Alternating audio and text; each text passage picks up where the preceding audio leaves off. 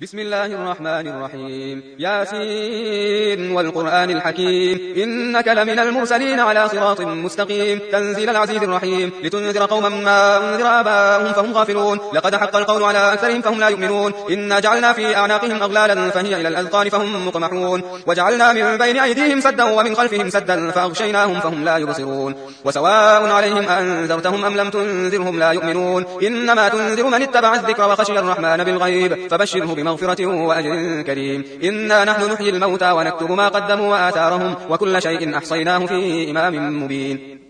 واضرب لهم مثلا أصحاب القرية إذ جاءها المرسلون إذ أرسلنا إليهم اثنين فكذبوهما فعززنا بثالث فقالوا إنا إليكم مرسلون قالوا ما أنتم إلا بشر مثلنا وما أنزل الرحمن من شيء إن أنتم إلا تكذبون قالوا ربنا يعلم إنا إليكم لمرسلون وما علينا إلا البلاغ المبين قالوا إنا تطيرنا بكم لئن لم تنتهوا لنرجمنكم ولا يمسنكم منا عذاب أليم قالوا طائركم معكم أئن ذكرتم بل أنتم قوم مسرفون وجاء من أقصى المدينة رجل قال يا قوم اتبعوا المرسلين اتبعوا من لا يسألكم أجرا وهم مهتدون وما لي لا أعبد الذي فطرني وإليه ترجعون أأتخذ من دونه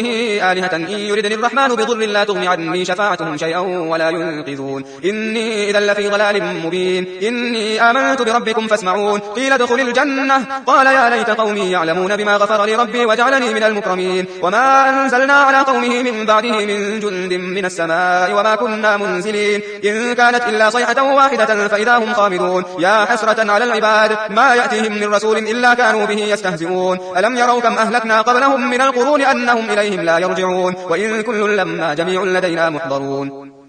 وآية لهم الأرض الميتة أحييناها وأخرجنا منها حبا فمنه يأكلون وجعلنا فيها جنات من نخيل وأعناب وفجرنا فيها من العيون ليأكلوا من ثمره وما عملته أيديهم أفلا يشكرون سبحان الذي خلق الأزواج كلها مما تنبت الأرض ومن أنفسهم ومما لا يعلمون وآية لهم الليل نسلخ منه النهار فإذا هم مظلمون والشمس تجري لمستقر لها ذلك تقدير العزيز العليم والقمر قدرناه منازل حتى عاد كالعرجون القديم لا الشمس ينبغي لها أن تدرك القمر ولا الليل سابق النهار وكل في فلك يسبحون وآية لهم أنا حملنا ذريتهم في الفلك المشحون وخلقنا لهم من مثله ما يركبون وإن نشأ نغرقهم فلا صريخ لهم ولا هم ينقذون إلا رحمة منا ومتاعا إلى حين وإذا قيل لهم اتقوا ما بين أيديكم وما خلفكم لعلكم ترحمون وما تأتيهم من آية من آيات ربهم إلا كانوا عنها معرضين وإذا قيل لهم أنفقوا مما رزقكم الله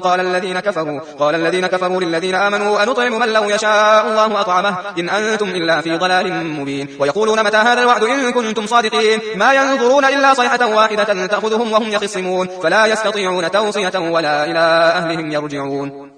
ونفخ في الصور فإذا هم من الأجداث إلى ربهم ينسلون قالوا يا ويلنا من بعثنا من مرقدنا هذا ما وعد الرحمن وصدق المرسلون إن كانت إلا صيحة واحدة فإذا هم جميع لدينا محضرون فاليوم لا تظلم نفس شيئا ولا تجزون إلا ما كنتم تعملون إن أصحاب الجنة اليوم في شغل فاكهون هم وأزواجهم في ظلال على الأرائك متكئون لهم فيها فاكهة ولهم ما يدعون سلام قولا من رب رحيم وامتازوا اليوم أيها المجرمون ألم أعهد إليكم يا بني آدم ألا تعبدوا الشيطان إنه لكم عدو مبين وأن اعبدوني هذا صراط مستقيم ولقد أضل منكم جبلا كثيرا أفلم تكونوا تعقلون هذه جهنم التي كنتم توعدون اصلوها اليوم بما كنتم تكفرون اليوم نختم على أفواههم وتكلمنا أيديهم وتشهد أرجلهم بما كانوا يكسبون ولو نشاء لطمسنا على أعينهم فاستبقوا الصراط فأنا يبصرون ولو نشاء لمسخناهم على مكانتهم فما استطاعوا مضيا ولا يرجعون